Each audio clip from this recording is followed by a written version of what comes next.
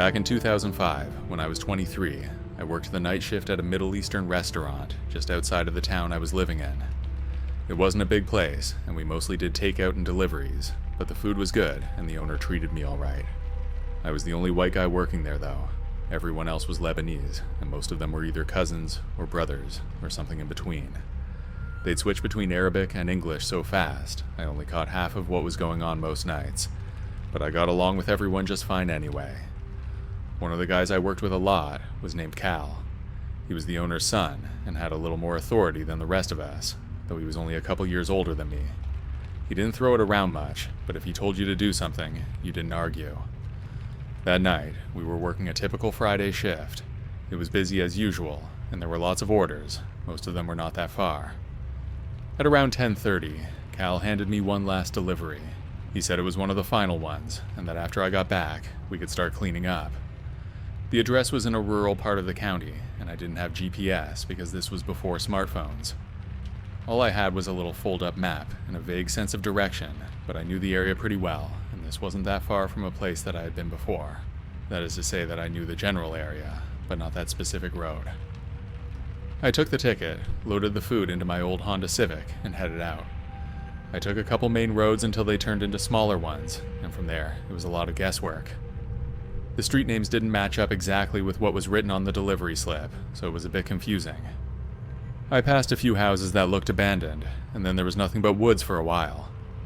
After driving in circles for about 15 minutes, I finally pulled over and called the number on the order. A man answered, and he sounded like he had just woken up. I told him I couldn't find the house, and he said I was probably close and gave me some basic instructions, which seemed to make sense. I didn't ask too many questions, and just followed what he said and kept driving. Eventually, I found the gravel road he mentioned. There weren't any signs, and there was a mailbox leaning sideways. It looked like it hadn't been touched in a while. I turned down the path, which kicked up dust and felt like it could pop my tires if I went too fast. The road was narrow and went on longer than I expected. There were no streetlights after that, so it was pretty eerie. At the end of the gravel road, I saw a small beat-up house with an old porch and one window lit up, but everything else was dark. The siding was worn down, and the roof looked patched together in spots. There was a car parked out front with busted windows, a dented door, and it had no license plate. I parked next to it, turned off my engine, and grabbed the bag of food. I wasn't nervous or anything at that point, just tired and ready to be done for the night. I walked up to the porch and knocked. A second later, someone opened the door, just a crack, and I could just barely see part of a man's face through the gap. It seemed like the same voice from the phone, and he said he'd go get the money. Then he disappeared into the house, leaving the door half open. I stood there holding the bag of food, waiting on the porch. I could still see the one light on inside, probably in the kitchen, but there was nothing else. The house smelled like old food and cigarettes, and even from outside it was overpowering. I tried not to breathe it in too deep. After a minute went by, I knocked again. The man didn't come back to the door, but I heard him call out from somewhere inside the house. He said, "Just come in, it's on the counter." His voice was louder than before, but still dull. I didn't say anything right away, I just kept standing there. I didn't like that I couldn't see him, and that he was suddenly okay with me walking in. Then he called again, saying the same thing. I told him I'd just wait out front, and that he could bring the money to the door. He didn't respond, and I waited a few more seconds, then knocked again. He finally answered, but this time he sounded annoyed. He said, "Come inside, man. I got the money right here." I repeated that I'd stay on the porch. I wasn't trying to be rude. I just didn't want to walk into someone's house, especially not one that looked like that. The wallpaper near the door was peeling in long strips. The wood under my feet creaked every time I shifted my weight, and there was a piece of floorboard missing right in front of the doorway. I didn't know what the rest of the place looked like, but I didn't want to find out. After the third time he told me to come in, I stopped responding. I just stood there and waited. I started thinking about leaving, with or without the money. I could just go back to the restaurant and tell Cal what happened. That's when I noticed something out of the corner of my eye. To my right, around the side of the house, I saw movement. Two men were walking towards the driveway, heading to where my car was parked. I couldn't see their faces clearly, but they were big and walking slow like they were trying not to make noise. They hadn't noticed me yet, or at least they weren't looking directly at me. They were maybe 20 feet away from my car and closing in. My first thought was that they were trying to box me in. One guy distracted me at the front door, while the others went around to block the car. I didn't stop to think about it any longer. I backed away from the door, turned around, and ran to my car. I got in, locked the doors, and started the engine as fast as I could. The two guys turned when they heard me, but I didn't wait to see what they were going to do. I reversed down the gravel road, then turned and sped off the way I came in. The food was still in the passenger seat, but I didn't care anymore. I just wanted to be gone. I tried calling the number again once I got back to the main road, but it rang a few times and then went to voicemail. I didn't bother to leave a message. I got back to the restaurant about 25 minutes later. Cal was mopping behind the counter and looked up when I came in. I still had the delivery bag in my hand. He raised his eyebrows and asked what happened. I set the food on the prep table and told him the whole story. Cal stopped mopping halfway through and leaned against the wall. When I finished talking, he stayed quiet for a second and then said, "That sounds like a setup." I told him that's what I thought too. He didn't seem too surprised, but I could tell he was annoyed. Not at me, just at the situation. He said he was going to call the cops and report it. He told the dispatcher what happened, gave them the number and address from the order slip, and described the house and the general area. That was the last we heard. I worked at that restaurant for another year after that, and I never delivered to that area again. Cal told his dad what happened, and they both decided it wasn't worth the risk. If we got any orders from out there, we'd cancel them or say we weren't doing rural deliveries anymore. I never found out who those guys were or what they were planning to do. Maybe they wanted to steal my car, or maybe something even worse. It stuck with me for a while, though. Every time I pulled up to a house late at night, I checked my mirrors and made sure I parked with the front of the car pointed towards the road. I told a few people about it later, but most of them just said it was probably a scam. I agreed, but I also knew it could have gone a lot worse if I'd walked into that house.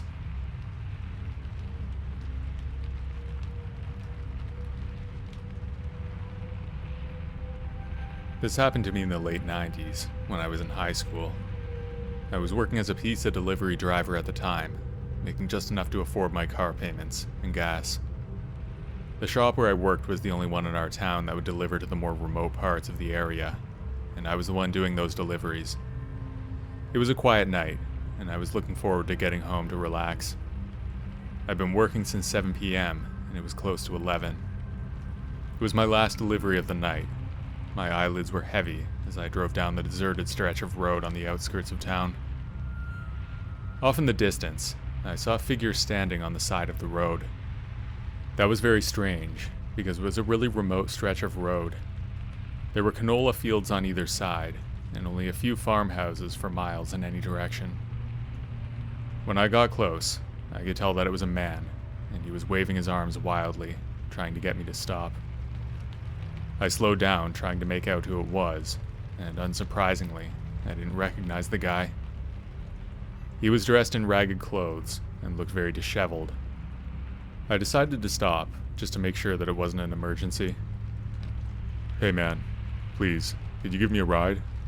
he said, his voice shaking. "I've been walking for hours, and I need to get out of here. I really need a ride." I hesitated for a moment.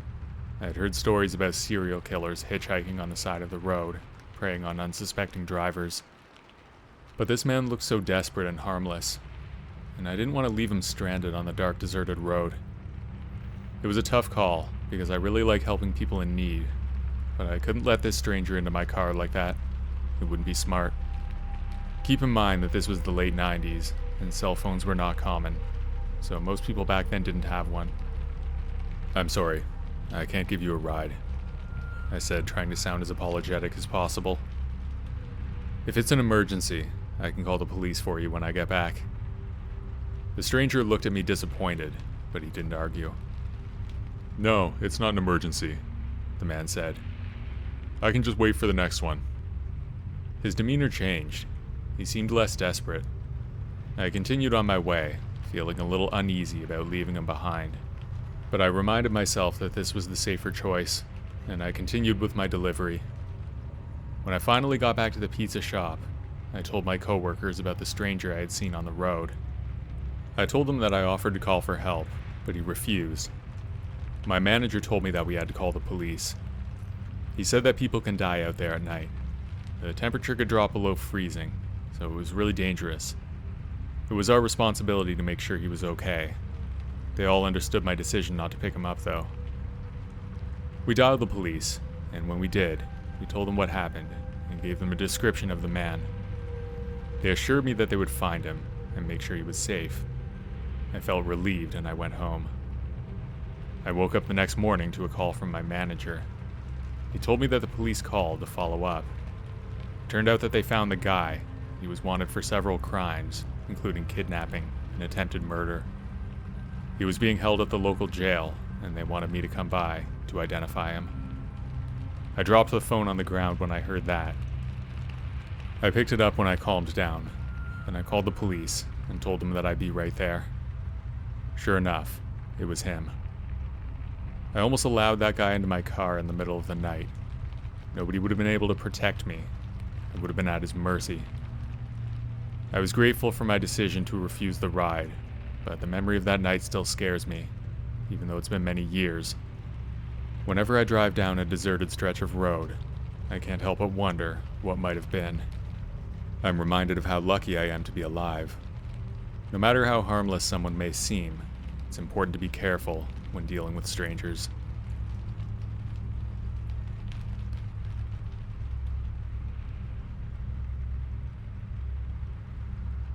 I'm a delivery driver for Uber Eats, and I've been on the job for about a year now. I love the freedom it gives me. I can set my own schedule and explore the city on my bike. Most of my deliveries are routine, but once in a while, something happens. One day I was delivering food in the busy commercial district, like I normally do. As I was riding my bike down the street, a car cut me off, nearly causing me to crash. I rang my bell and shouted at the driver, although I doubt he could hear either of those things. He just gave me the middle finger and drove away. Not my finest moment, but I managed to laugh it off after I cooled down. It is really dangerous to be biking on those busy streets with cars. Accidents happen all the time, and it's important to be careful. I continued with my shift, but as I was leaving the area, I noticed that that same car from before was behind me. I tried to lose him by taking a few turns, but he kept following. I started to feel anxious. The car started to tailgate me, its engine revving loudly. I looked back, and I could see the driver's face through the windshield. He was red with rage. His eyes were fixed on me. I accelerated, trying to outrun him, but he was getting closer. I was no match for a car. I was about to call the police when I saw a police car up ahead. I pulled over to the side of the road and jumped off my bike, waving frantically at the officer. The angry driver sped past me, and the police officer pulled him over. Another officer approached me, and I explained what happened. They took my statement, and then they went to talk to the other driver. I could hear them shouting at each other, their voices rising in anger. After a few minutes, the officer returned to me and told me that the other driver was a businessman who had a history of road rage. He was known for picking fights with other drivers and had even been arrested a few times. The officer warned me to stay away from him, and then they let him go. I was shaken by the experience, and I felt a sense of relief when I got home. I told my parents what happened when I got home, and they were concerned for my safety. I decided to take a few days off from work to recover from the ordeal. The next week, I received a message from Uber Eats, and they had received a complaint from an angry driver, and they were suspending my account pending an investigation. I was stunned. I had done nothing wrong, and yet I was being penalized. I felt like I had been wronged, and I was determined to clear my name. I disputed the charge and explained that I was the victim in the incident. After that, they overturned my suspension and reinstated my account. I was overjoyed. I had won my case and I was able to return to work. I had never encountered such an aggressive driver before, and I was grateful for the police officer who stepped in to help. It's dangerous work out there. To make matters worse, The road seems to bring out the worst in everyone. I have no ill will towards that guy, because he's probably dealing with his own problems. I just hope I don't run into him again.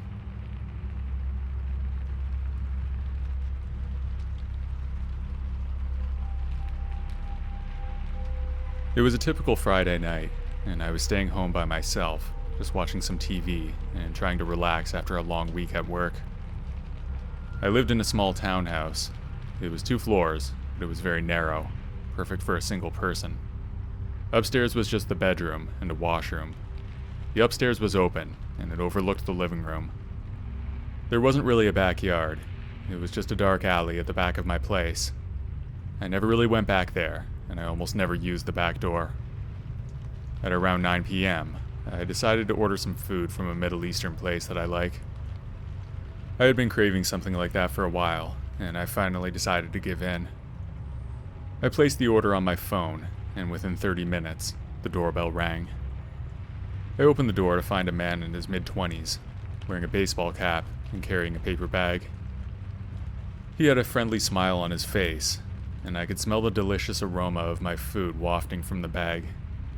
He gave me the food, then we chatted briefly about the weather, and he mentioned he was new to the area.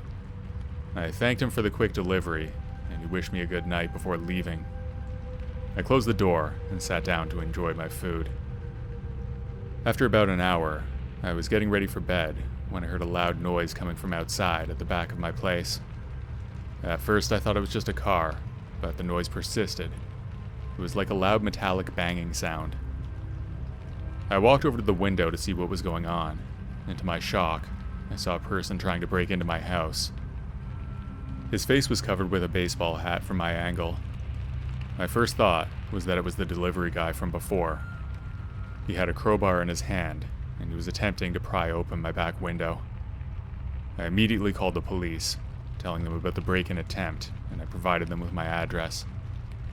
They told me to lock the doors and windows, and to stay on the line. I was terrified. I'd never experienced anything like that before, and I didn't know what to do. I ran to the kitchen to find a weapon. He was getting more and more aggressive, and I could hear him shouting and cursing. I found a knife and held it in my hand, ready to defend myself if necessary. I could hear sirens of police cars in the distance, but it felt like they were an eternity away. I was shaking, and I could hear my heart racing, but I tried to stay calm. Just then, I heard my window smash. By then, the sirens were loud enough to scare him away. I didn't hear him enter the house, and I was pretty sure he made a run for it. Finally, the police arrived, and I heard them shouting at someone to put their hands up. I was waiting in my kitchen, clutching my biggest knife so hard that my knuckles were sore. There was a lot of commotion, and it sounded like an arrest was being made. The police came to my door and asked me to open it. I did so, still holding the knife. When the officer saw me, he took a step back and calmly told me to put the knife down. I placed it on the ground and then started crying. Whether they were tears of joy or fear, I'm not sure. I guess it would have to be both. The guy was taken away, and then I talked to the police for a little while longer. I was grateful for their help and for their quick response, and I felt lucky to have escaped unharmed. It was really down to the second that they arrived. Another minute, and I would have been in trouble. The rest of the night was a blur for me. I was in a state of shock, and I couldn't stop thinking about what just happened. I was grateful to be safe, but I was also feeling very scared and violated. I stayed with a friend for the next night, and a few nights after that, but eventually, I moved on with my life. What else could I do?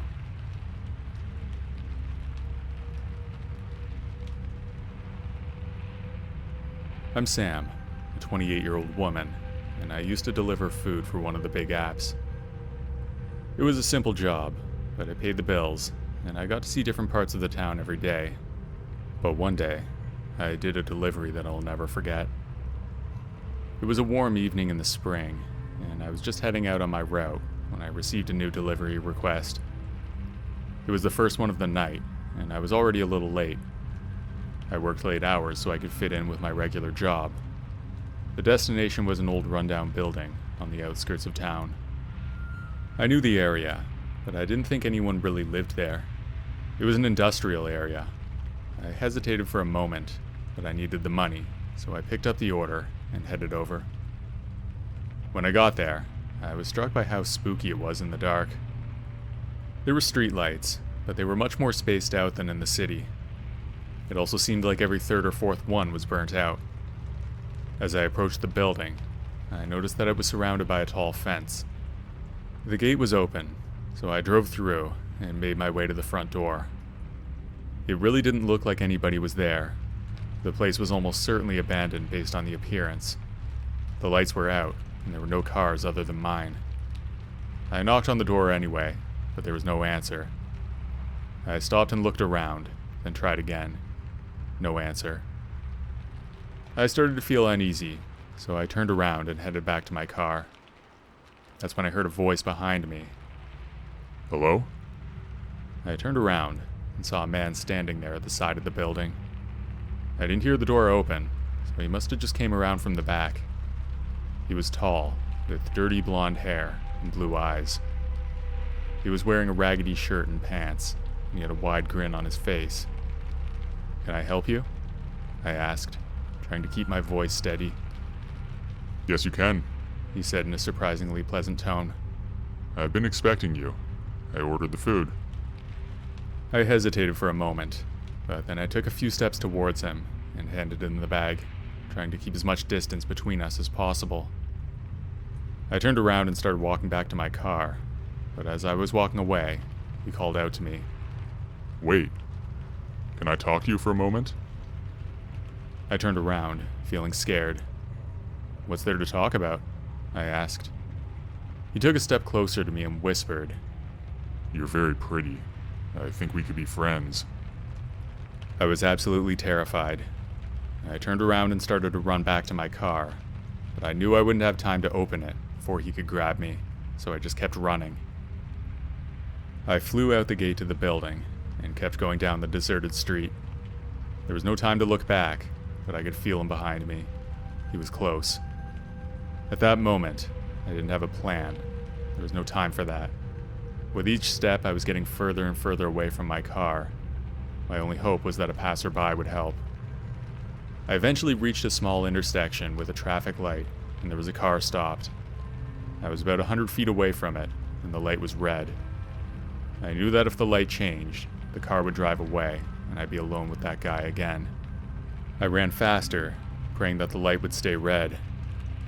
I waved my arms, screaming as I got close enough, and then the driver noticed me.